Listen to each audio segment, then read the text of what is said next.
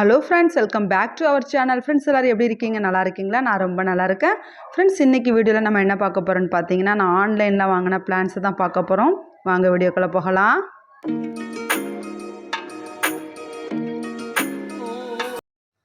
So நான் 2 years முன்னாடி already ஒரு பிளான்ட்ஸ் வாங்கியிருந்தேன் அடீனியமில். ஸோ எனக்கு அது என்ன ரீசன் தெரியல, டேமேஜ் ஆகி காஞ்சி போயிடுச்சு. ரொம்ப கஷ்டமாக இருந்தது. அப்புறமா நான் ட்ரை பண்ணாமல் வச்சுருந்தேன். அப்புறமா ரீசெண்டாக கொல்கத்தா நர்சரி கார்டனில் நான் வந்து ஆர்டர் போட்டிருந்தேன். எனக்கு 15 டேஸ் ஆகிடுச்சு கொல்கட்டாலேருந்து இங்கே வரத்துக்கு.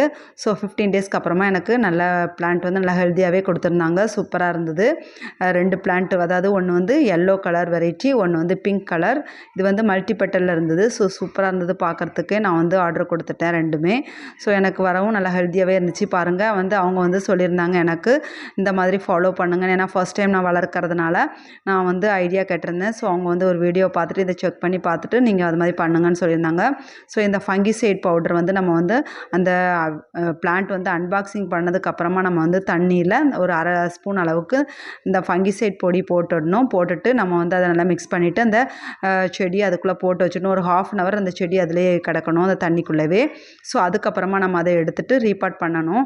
நான் வந்து அவங்க வந்து ஒரு 4 அல்லது 5 இன்ச் பாட், சின்ன பாட் இப்போதைக்கு வச்சுக்கோங்கன்னு சொல்லியிருந்தாங்க. அதுவும் வந்து அவங்க வந்து பாட்டிங் மிக்ஸ் எதுவுமே யூஸ் பண்ணக்கூடாது, கோகோபிட் மட்டும்தான் நீங்கள் போடணும்னு சொல்லியிருந்தாங்க. ஆல்ரெடி என்கிட்ட ஒரு 1 கிலோ பார் கோகோபிட் வச்சுருந்தேன் பிளான்ட்ஸுக்காக. ஸோ நான் அந்த கோகோபிட் நான் இந்த பிளான்ட்டுக்கு யூஸ் பண்ணிக்கிட்டேன். இப்போதைக்கு சின்ன பாட் வேணுங்கிறதுனால நான் ஒரு ஸ்வீட் பாக்ஸ் எடுத்துட்டேன். 2 ஸ்வீட் பாக்ஸ்லாம் வந்து ஹோல்ஸ் போட்டுக்கிட்டேன். கண்டிப்பாக ஹோல்ஸ் இருக்கணும்னு சொல்லியிருந்தாங்க. ஸோ ஹோல்ஸ் போட்டு நான் வந்து இந்த கோகோபிட் நல்லா நனைச்சி 2 பாட்லேயும் ஃபில் பண்ணிக்கிட்டேன்.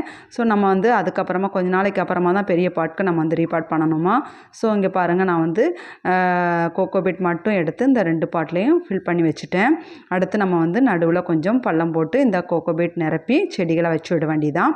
ஸோ இது வந்து ஷேடில் தான் இருக்கணும் அப்படின்னு சொல்லியிருக்காங்க. ஸோ நானும் ஷேட்லேயே வைக்க போகிறேன். அதனால் எங்கள் பால்கனி கார்டனில் தான் நான் வச்சுட்ருக்கேன்.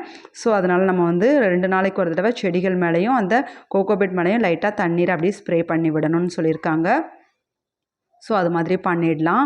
ஓகே, இங்கே பாருங்கள், நல்ல ஹெல்த்தியான பிளான்ட். எனக்கு வந்து ரொம்ப நாளாக எதிர்பார்த்து எனக்கு கிடச்ச பிளான்ட். ஸோ நான் நல்லா கவனமாக வளர்க்கணும்னு நினச்சிருக்கேன். இங்கே பாருங்கள், நல்லா நான் வந்து ரீபாட் பண்ணி வச்சுட்டேன்.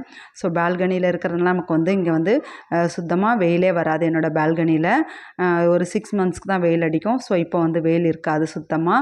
ஸோ இருந்தாலும் இது வந்து ஷேடில் இருக்கிறத வைக்கணும்னு சொல்லியிருக்காங்க இல்லையா. ஸோ அதனால் நான் வந்து ஷேடில் தான் வச்சுருக்கேன்.